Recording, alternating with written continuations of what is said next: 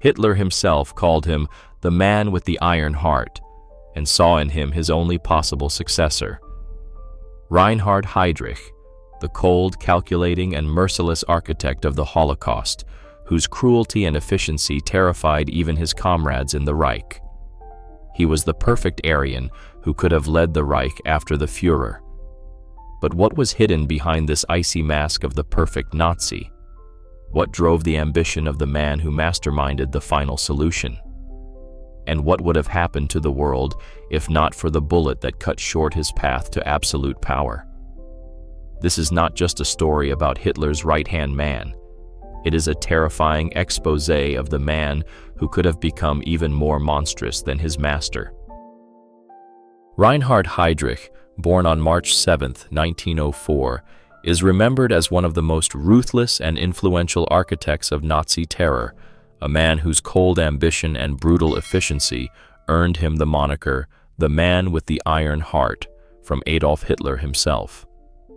His relationship with the Führer was a complex mixture of loyalty, dependence, and shared ideological fanaticism.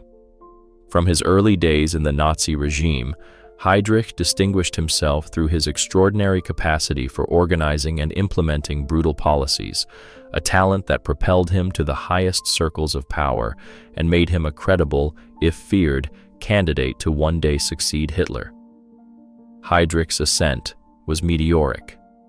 After being dismissed from the German Navy, he joined the SS in 1931 at the invitation of Heinrich Himmler, who immediately recognized his sharp intellect and organizational prowess. Himmler tasked him with creating the SS's intelligence branch, the Sicherheitsdienst, SD.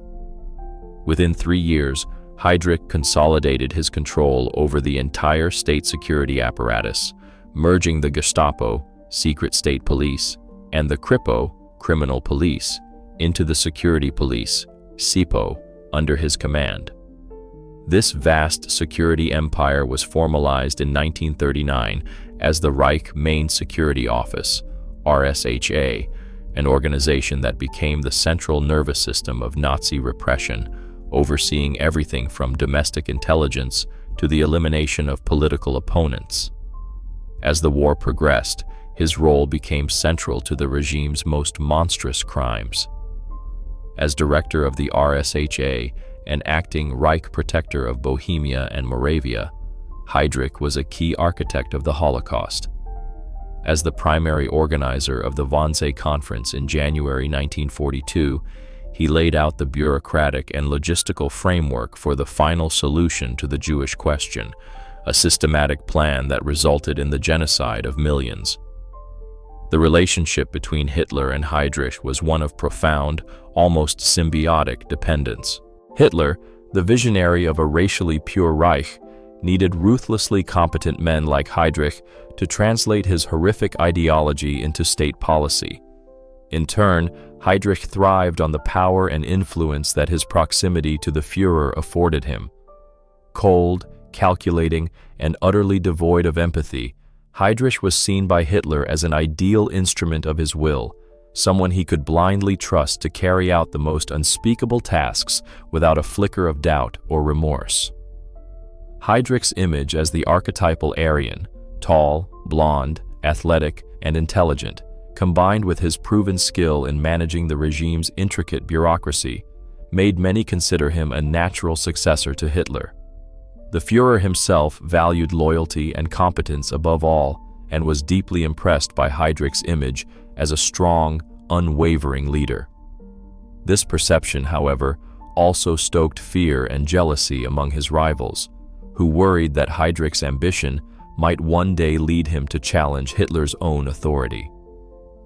Within the treacherous inner circle of the Third Reich, Heydrich's ambition made him a figure of intense suspicion, particularly for Hermann Göring and his own mentor, Heinrich Himmler.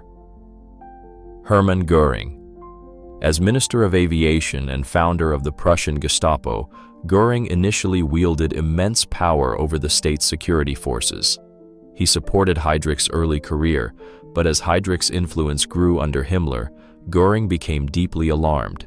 He feared that Heydrich's expanding intelligence network could be used to undermine his own authority, especially in the constant internal power struggles that defined the Nazi leadership.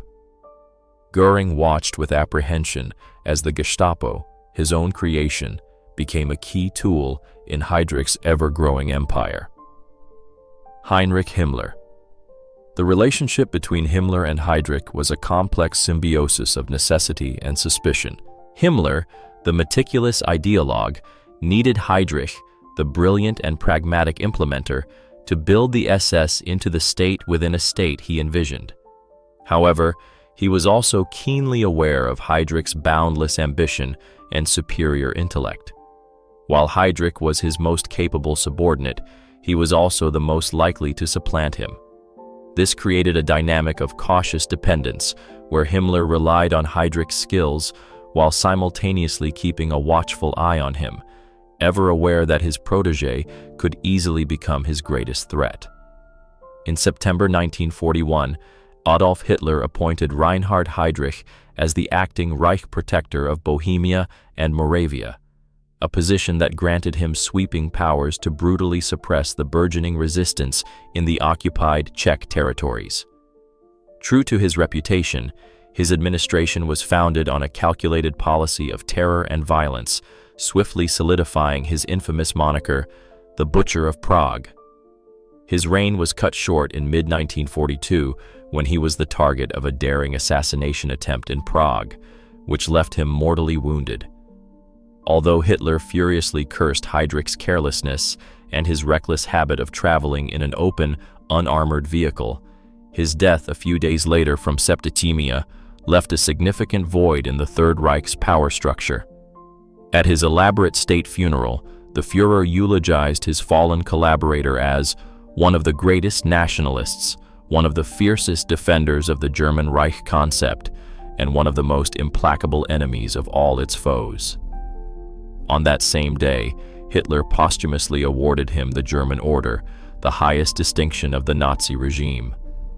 Heydrich's rise was intrinsically linked to the Nazi consolidation of power.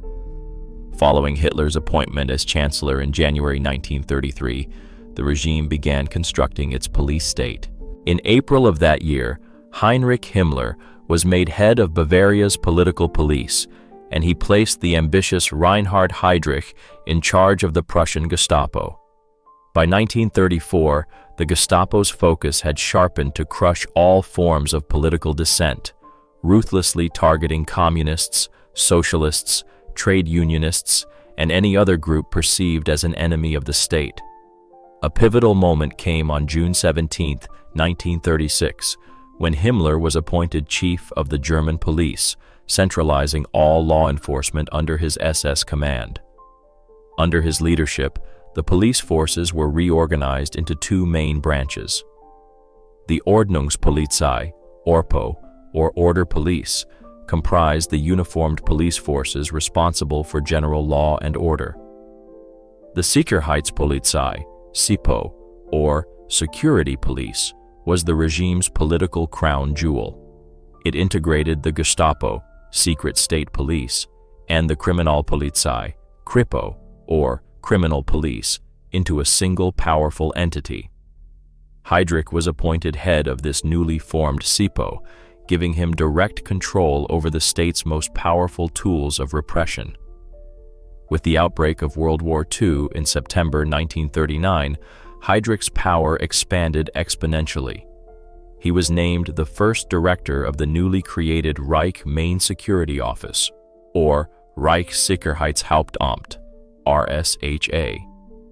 This super agency represented the ultimate fusion of state and party organs, encompassing the SIPO, Gestapo and Kripo, the SS Intelligence Service, or Sicherheitsdienst, SD, and other security agencies. This position placed Heydrich at the absolute heart of Nazi security operations, allowing him to coordinate a unified war against both internal and external enemies across occupied Europe. Heydrich envisioned the RSHA not as a static bureaucracy, but as a combative administration, a dynamic and ideological weapon capable of adapting swiftly to changing circumstances and executing policies with ruthless efficiency. The centralization of power under the RSHA streamlined intelligence gathering, surveillance, and repressive operations on an unprecedented scale. Heydrich personally oversaw this vast network. The SD was responsible for domestic and foreign intelligence, monitoring public opinion, and identifying potential dissent. The Gestapo was the executive arm, enforcing Nazi law through arrests, interrogations, and deportations to concentration camps. The Kripo, under his leadership, became increasingly politicized, targeting not just common criminals, but also those deemed asocial or racially undesirable by the regime. The organization's effectiveness relied heavily on a pervasive system of surveillance and denunciation. The SD maintained extensive files on millions of individuals, creating a climate of fear where any citizen could be an informant. House searches, warrantless arrests, and brutal interrogations became routine, often based on nothing more than anonymous tips or mere suspicion. Terror was the primary instrument used to maintain absolute control. The Gestapo and the wider security police, SEPO, operated with near-total impunity, routinely detaining individuals without trial under the legal pretext of protective custody, Schutzhaft. This practice allowed for the arbitrary arrest of anyone deemed a threat, from political dissidents and clergy to Jews, Romani people, homosexuals, and other marginalized groups. The Gestapo's interrogation methods were notoriously brutal, systematically employing torture to extract confessions or information. Detainees frequently endured horrific physical abuse, while the pervasive psychological terror ensured that people feared not only for their own lives, but for the safety of their families. To achieve his goals, Heydrich surrounded himself with a trusted inner circle of ambitious and ideologically committed men who were instrumental in executing his policies of terror and repression. These individuals were key figures in unifying the police forces and ultimately in implementing the Holocaust. Dr. Werner Best. A lawyer by training, Best served as one of Heydrich's key deputies and later as the head of the RSHA's administrative and legal department. His legal expertise was crucial in providing a veneer of legitimacy to the Gestapo's extrajudicial actions, crafting the decrees and ordinances that stripped victims of their rights. Best was a primary architect of the policies governing the treatment of Jews and political dissidents, and later administered occupied territories like Denmark with ruthless efficiency. Walter Schellenberg. A young, intelligent, and fiercely ambitious SS officer, Schellenberg headed foreign intelligence within the RSHA, Amt 6. He was a master of espionage and counter-espionage, and his administrative skill helped develop highly effective operational methods for intelligence gathering and surveillance. Schellenberg was utterly loyal to Heydrich, viewing him as a mentor and model. Franz Six, an academic and dedicated Nazi ideologue, Six was responsible for ideological research and evaluation within the RSHA, Amt 7. He was instrumental in providing the pseudo-scientific and historical justifications for Nazi racial policies. Furthermore, Six was involved with the Einsatzgruppen, the sinister mobile killing units responsible for mass shootings in the occupied territories of Eastern Europe, providing ideological direction for their genocidal work. Lena von Osten, born on June 14, 1911, became Reinhard Heydrich's wife in December 1931. Forming a union that would come to embody the Aryan ideals fervently promoted by the Nazi regime. The daughter of a minor German aristocrat, Lena was an early and enthusiastic member of the Nazi Party, joining in 1929. After Heydrich was dismissed from the German Navy for conduct unbecoming an officer and a gentleman following a broken engagement, it was Lena who encouraged him to pursue a career in Heinrich Himmler's fledgling SS. This decision proved pivotal, launching Heydrich on his meteoric rise. As Reinhard's career flourished, Lena fully embraced the role of the traditional Nazi housewife, managing their household and caring for their children. While the immense demands of Reinhard's work often kept him away from home, causing significant strain on their marriage, they presented a public image of the ideal German family. They had 4 children, each of whom played a role in the family's narrative. Klaus, their first son, was born in 1933, followed a year later by Heider. Raised under a strict and demanding regimen, Klaus had little chance to live a full life. His tragic death in a traffic accident in 1943 at the age of 10 deeply affected Lena, who reacted with intense grief. Silke, born in 1939, was the couple's first daughter and reportedly a source of great pride for her father. Marte, the youngest, was born in July 1942, just weeks after Reinhard Heydrich's death. The children of Reinhard and Lena Heydrich were raised in an environment steeped in the fanatical ideology of the Nazi regime. From a young age, Lena instilled in them the core values of Aryan superiority, unwavering loyalty to the Führer, and a deep-seated contempt for any sign of weakness or dissent. However, the noble and wholesome life they projected to the public was a carefully constructed facade. Behind the closed doors of their estates, a private hell of ideological extremism and cruelty unfolded. Lena, often described as even more fanatically devoted to Nazism than her husband, was the driving force behind the family's ideological purity. Lena's role as a mother was deeply intertwined with her husband's political ambitions. She meticulously managed their grand estate at Jungfernbrechen, near Prague, a confiscated Jewish property where the family lived in luxury until the end of World War II. Her management of the household was notoriously strict, and reports from the post-war period indicate she oversaw the use of forced labor from the nearby Theresienstadt concentration camp. Witnesses claimed she was a cruel taskmaster who physically abused these prisoners. Despite the darkness underpinning their existence, the family's lifestyle was marked by the immense privileges granted through Reinhard's high-ranking position. They enjoyed a comfortable domestic life that mirrored the bourgeois ideals of the era, complete with leisure activities like horseback riding, fencing, and croquet.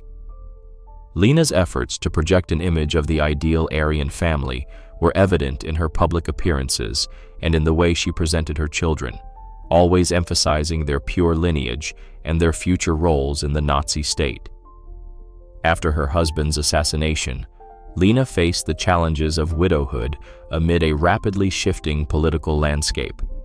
She remained in Czechoslovakia for a time, managing the estate and raising her children under the protective watch of Heinrich Himmler, who assumed a patron-like role over the family.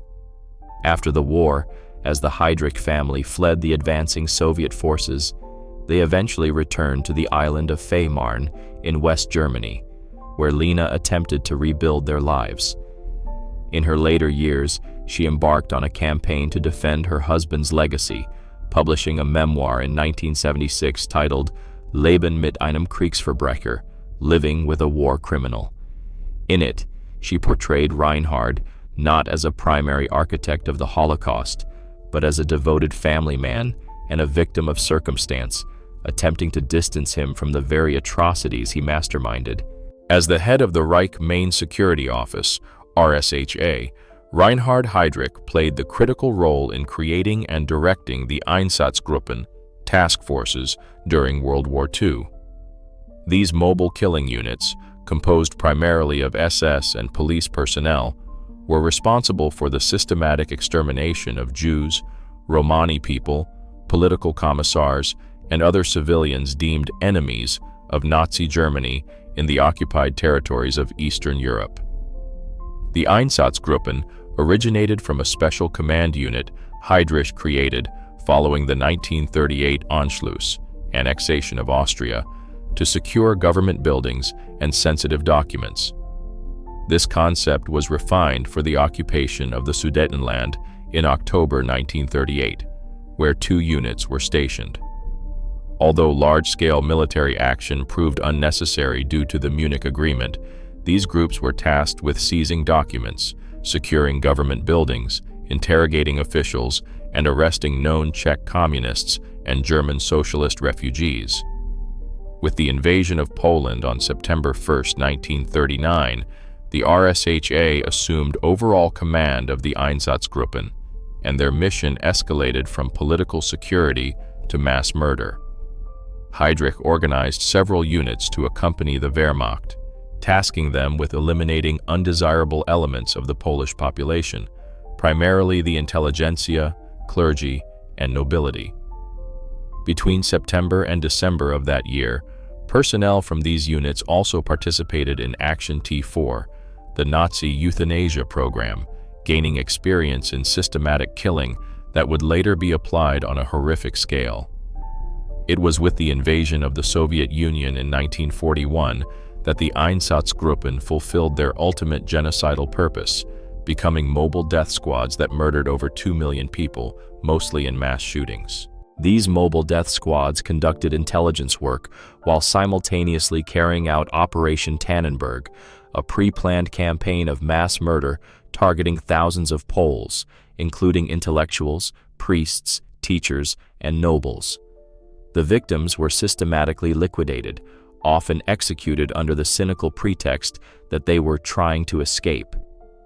Nearly 2 years later, in preparation for the invasion of the Soviet Union, Heydrich verbally issued the explicit order to kill Soviet Jews during a meeting at the border police school in Prech, where the commanders of the reorganized Einsatzgruppen were being trained for Operation Barbarossa.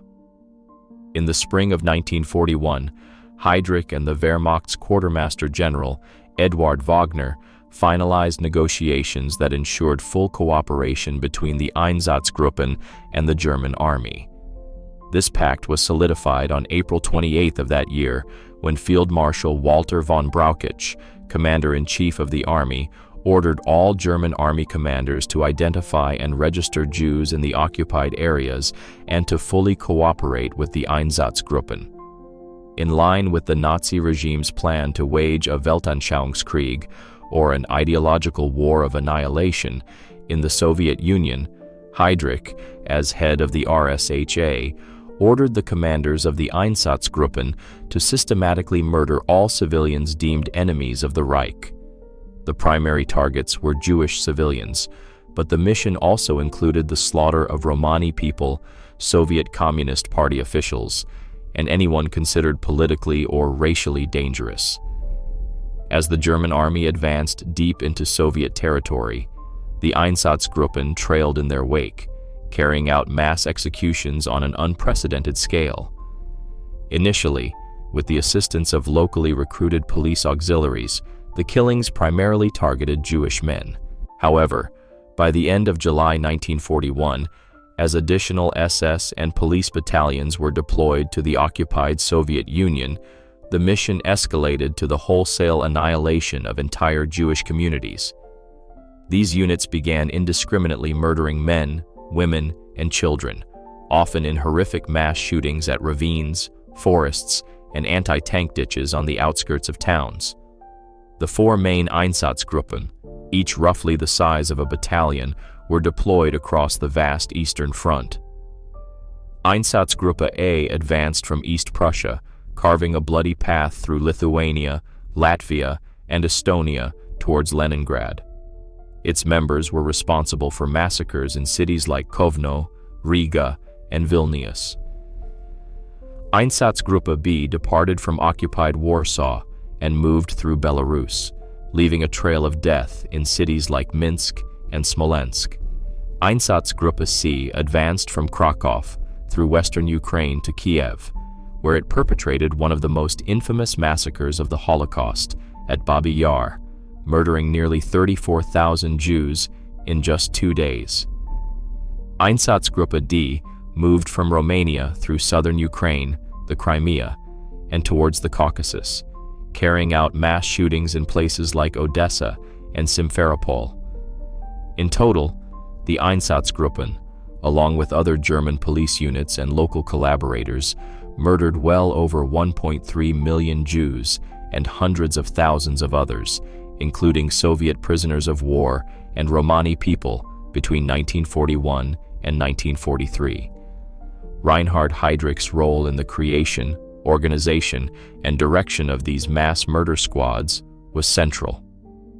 Under his leadership, the Einsatzgruppen became not only brutally efficient killing machines, but also the most extreme manifestation of Nazi ideology in action. Nothing was left to chance. Every detail of their operations was meticulously planned.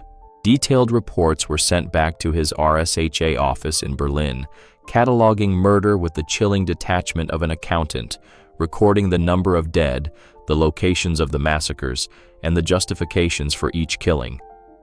The men under his command were not ordinary soldiers. They were carefully selected ideologues, SS officers, Gestapo agents, and policemen, who became hardened, remorseless executioners. Their unwavering faith in Nazi ideology and unquestionable loyalty to Heydrich were all the incentive they required to perpetrate some of the worst atrocities in human history. Village after village was annihilated, wiped from the map as the Einsatzgruppen swept through. The few survivors were left to live in a state of constant, paralyzing fear. While mass shootings were the most common method of extermination, Heydrich's apparatus constantly sought more efficient means of murder. This led to the deployment of gas vans, trucks whose exhaust fumes were redirected into sealed rear compartments, asphyxiating victims while they were being transported to mass graves. This method was seen as a way to reduce the psychological toll on the shooters and increase the pace of the killing. Throughout, Reinhard Heydrich personally oversaw the operations from his office in Berlin, scrutinizing the detailed reports of casualties to ensure there were no deviations from his ultimate goal, the complete elimination of any and all resistance. Desperate and enraged over the recent expulsion of his family and thousands of other Polish Jews from Germany, Greenspan had sought to make a desperate statement. Joseph Goebbels, the master of Nazi propaganda, seized upon the event. In a fiery, venomous speech to Nazi Party veterans gathered in Munich, he laid the groundwork for what was to come, whipping the assembled party faithful into a frenzy. The SA stormtroopers and Hitler Youth, always eager for violence, sprang into action. Dressed in civilian clothes to create the illusion of a spontaneous popular uprising, they began their coordinated attacks on synagogues, Jewish-owned businesses, and private homes. At 1:20 a.m. on November 10th, Heydrich sent out a secret telegram to all police and SD units containing precise instructions for managing the pogrom. The document reveals the chillingly bureaucratic nature of the terror. Actions should not endanger German life or property. For instance, synagogues were only to be burned if there was no fire risk to surrounding Aryan-owned buildings. Jewish stores and residences could be destroyed, but not looted. The police were instructed to arrest looters, as the state intended to confiscate Jewish property in an orderly fashion, not see it disappear into private hands. Special care was to be taken to ensure non-Jewish businesses were fully protected from any damage. Foreign citizens, even if they were Jewish, were not to be disturbed to avoid diplomatic incidents. As many Jews as existing detention facilities could hold, especially the wealthy, were to be arrested. For the moment, only healthy Jewish men of suitable age were to be detained. Immediately following the arrests, the nearest concentration camps were to be contacted to arrange for the prisoners' transfer. This telegram officially triggered Kristallnacht, the night of broken glass, a wave of anti-Semitic violence that marked a clear point of no return. It was the transition from legislative persecution to open, physical terror. Heydrich, as he so often was the invisible architect of the horror.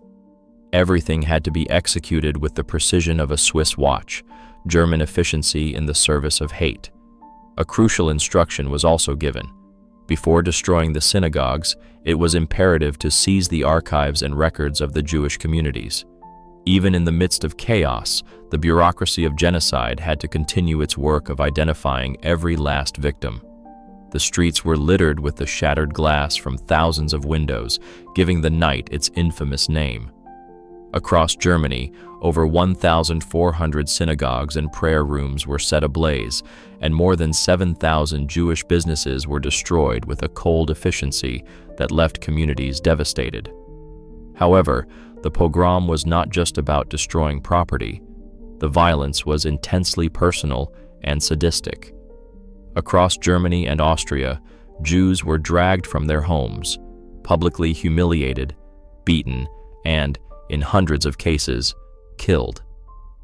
In the aftermath, approximately 30,000 Jewish men were arrested and sent to concentration camps like Dachau, Buchenwald, and Sachsenhausen, where they were further brutalized until their families could prove their intent to emigrate, often after being forced to sign over their property. The Nazi regime cynically attempted to portray Kristallnacht as a spontaneous reaction by the German people to vom Rath's death, as if millions had awakened that morning with a sudden urge for a pogrom.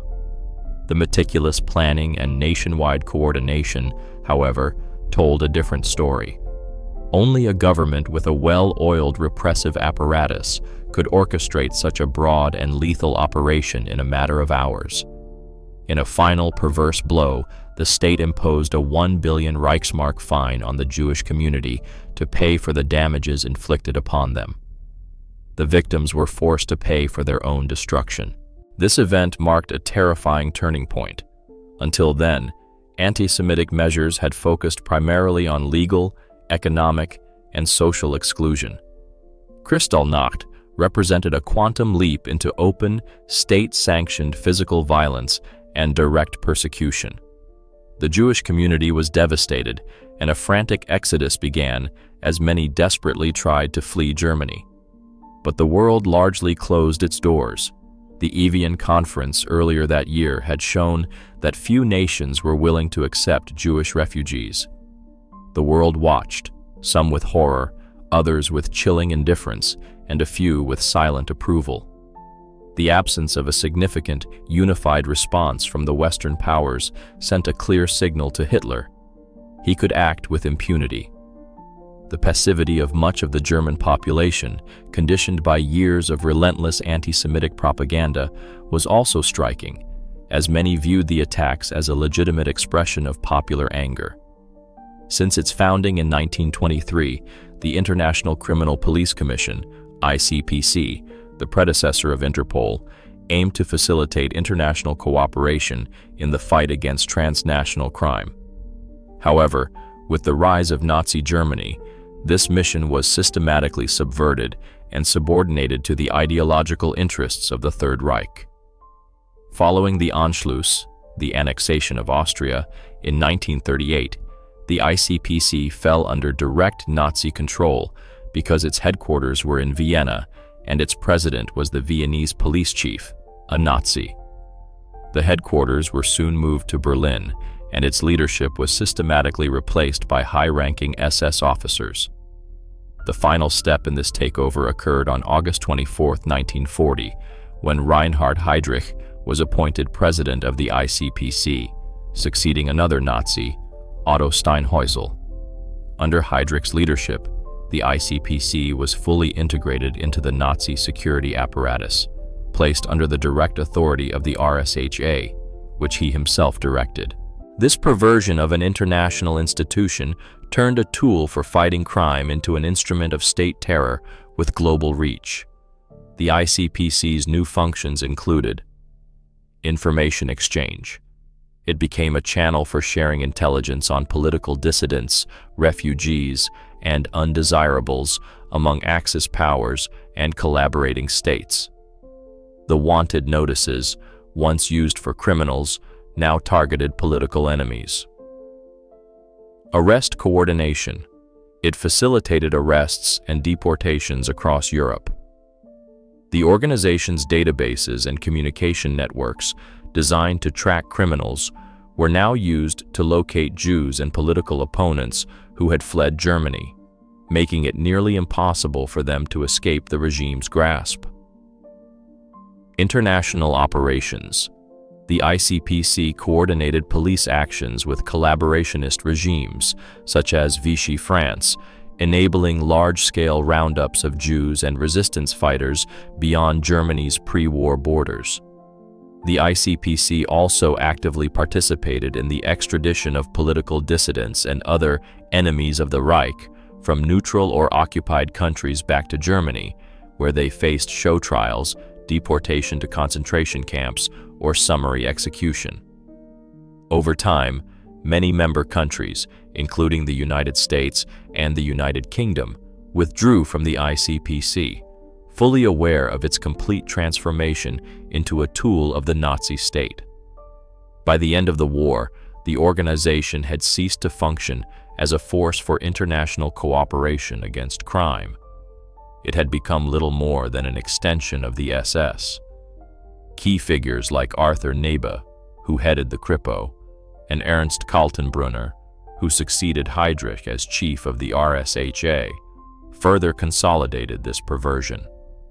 Both were directly responsible for implementing policies that facilitated the Holocaust and the persecution of millions. After World War II, the ICPC was re-established as Interpol, with its headquarters moved to Paris and a renewed focus on apolitical global police cooperation. However, the dark legacy of its years under Nazi control continued to stain its reputation for decades. The roots of the Nazi occupation of Czechoslovakia trace back to the Munich Agreement of September 1938. In a desperate act of appeasement, Britain and France, along with Italy, agreed to cede the Sudetenland, a border region of Czechoslovakia with a large ethnic German population, to Nazi Germany. This concession, made under the false pretense of avoiding a wider war, only served to embolden Hitler and cripple Czech defenses by handing over the country's formidable border fortifications. The Sudetenland was officially annexed on October 1, 1938, leaving the remainder of the country vulnerable and demoralized. On March 15, 1939, Hitler brazenly violated the Munich Agreement by invading the remaining Czech lands, specifically the provinces of Bohemia and Moravia. The invasion was swift and met with little resistance, as the Czech government and military had been destabilized by the earlier concessions. This territory, with its robust industrial base, was strategically vital to the German war effort. After the invasion, Hitler declared the establishment of the Protectorate of Bohemia and Moravia, placing the region under direct German control. The Protectorate was a puppet state designed to maintain a superficial appearance of local governance. Emil Hácha, the last president of Czechoslovakia, was coerced into signing away his country's independence during a brutal, late-night meeting with Hitler in Berlin. He was named the nominal head of state, but his powers were severely limited. Real authority lay with the Reich protector, Hitler's direct representative. Initially, this role was held by the diplomat Konstantin von Neurath, but in September 1941, finding him too lenient, Hitler replaced him with Reinhard Heydrich. Under Heydrich's leadership, the Protectorate became a laboratory for intense repression and persecution. His rule was marked by a campaign of Germanization and the ruthless suppression of Czech culture. All Czech cultural and sports organizations, such as the popular Sokol movement, were dissolved. The activities of educational and artistic institutions were severely curtailed, and Czech universities were closed.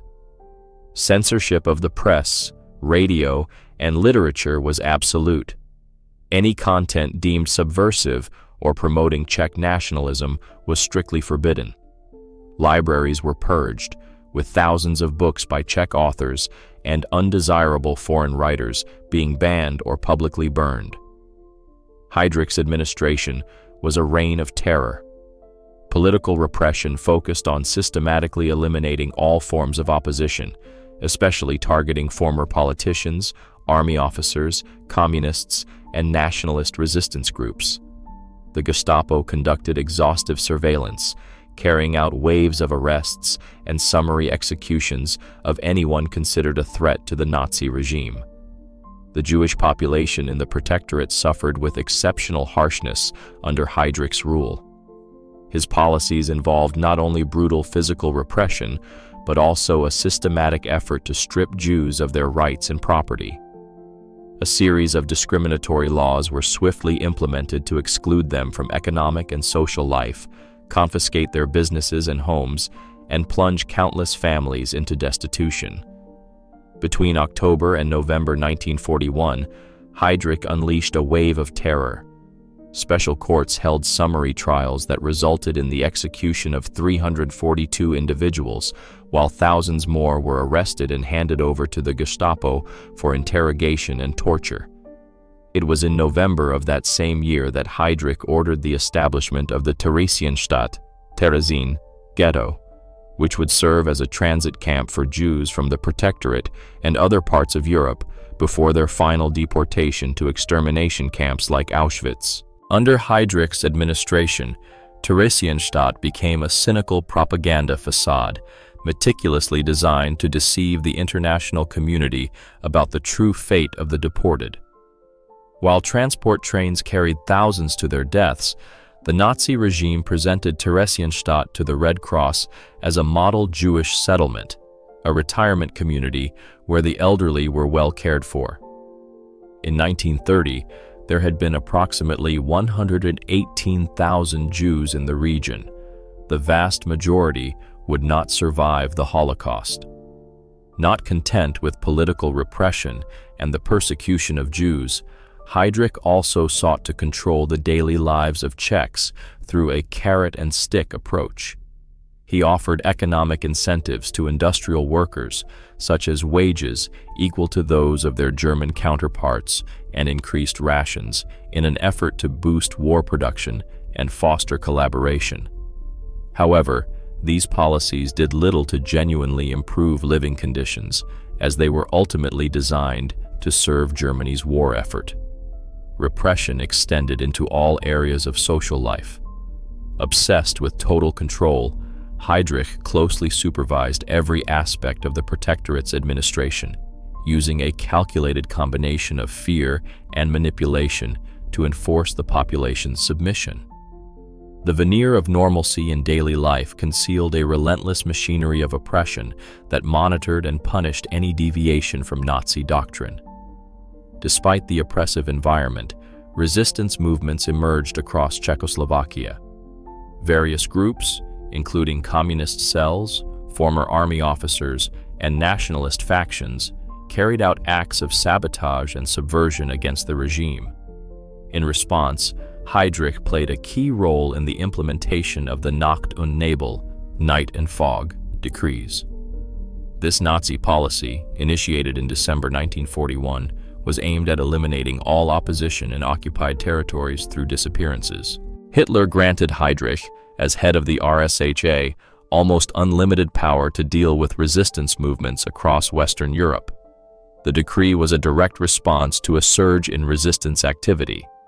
In the summer of 1941, a large number of German troops were transferred from the occupation of France to the Eastern Front for the invasion of the Soviet Union. This shift triggered an explosion of communist-led resistance activity across France and other occupied territories. Sabotage of German communication and supply lines became a favored tactic. In response, German counterintelligence intensified its efforts, capturing numerous resistance members. However, this led to an overload of cases in the already overwhelmed military courts. Hitler, frustrated by what he saw as a slow and overly lenient military justice system, decided to implement a new, more terrifying measure under Heydrich's command. The Night and Fog Decree stipulated that persons endangering German security, were to be secretly transported to Germany and vanish without a trace. Their families would be told nothing of their fate, leaving them in a perpetual state of uncertainty and fear, the night and fog. This policy of enforced disappearance was one of Heydrich's signature tools of psychological terror. From London, the Czechoslovak government in exile, in collaboration with the British Special Operations Executive, SOE, planned a daring mission to assassinate the Butcher of Prague. The operation was codenamed Anthropoid. On the morning of May 27, 1942, in Prague, two men waited at a sharp hairpin turn in the Liban district, a spot chosen because it would force Heydrich's car to slow down. They were Czechoslovak paratroopers, the Czech Jan Kubiš and the Slovak Josef Gabčík, trained by the British and dropped into their homeland months earlier. They knew that Heydrich, in his supreme arrogance, often traveled in an open-topped car without a significant armed escort. That morning, their intelligence proved correct. A green Mercedes 320 Cabriolet B appeared, driven by his chauffeur, SS Oberscharführer Johannes Klein. Heydrich sat upright and self-assured in the passenger seat. As the car slowed for the turn, Gabčík stepped forward to fire his Sten submachine gun, but it jammed.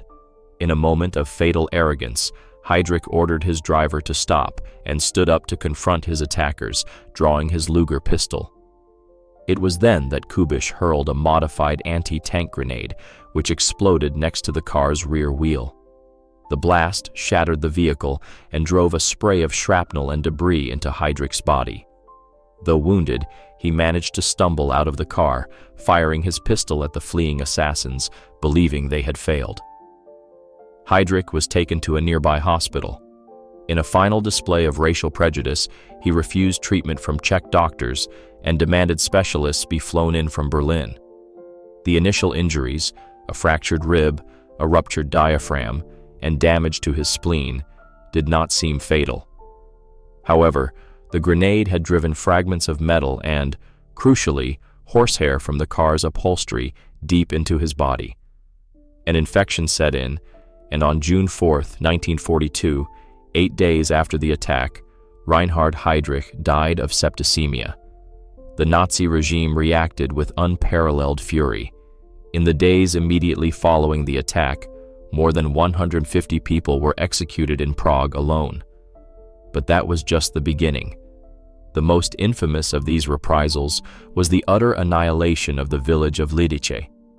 On June 10th, all 199 men and boys over the age of 15 were executed. The women were deported to the Ravensbrück concentration camp, and most of the children were gassed in mobile gas vans at the Chełmno extermination camp. The village itself was then systematically razed, burned, dynamited, and bulldozed until no trace of it remained. A similar fate befell the village of Ležáky. Within weeks, over 1,300 innocent people were murdered. The message was clear. The price of defying the Third Reich would be absolute terror. A reward of 10 million crowns was offered for information leading to the attackers. Radio broadcasts relentlessly repeated a proclamation. Anyone who aids the perpetrators will be shot along with their entire family. Eventually, a member of the resistance, Karel Čurda, gave in to fear or greed and betrayed his comrades. On June 18, 1942, 7 of the paratroopers were cornered by the SS in the crypt of the Saints Cyril and Methodius Cathedral in Prague. After a fierce, hours-long battle in which the Germans attempted to flood them out, the commandos, with no ammunition left, used their last bullets on themselves rather than be captured alive. Čurda received his reward, but after the war, he was arrested, tried for treason, and executed by hanging in 1947. Heydrich's funeral in Berlin was one of the grandest state ceremonies of the Third Reich. Adolf Hitler delivered the final eulogy, and his casket, draped in the Nazi flag, was paraded through the city with full military honors, a solemn spectacle designed to deify the fallen architect of the Holocaust. Thank you for watching to the end. If you enjoyed this, please like, subscribe, and don't forget to hit the bell so you won't miss new videos. There are more amazing stories ahead. Take care of yourselves and your loved ones.